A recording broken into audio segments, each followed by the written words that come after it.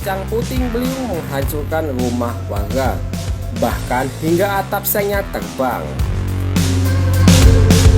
Kejadiannya di Jalan TPU RT 8 Kelurahan Muara Enim, Kecamatan Lubuk Linggau Barat 2, Kota Lubuk Linggau pada Minggu 5 November 2023 sekitar pukul 17.30 WIB.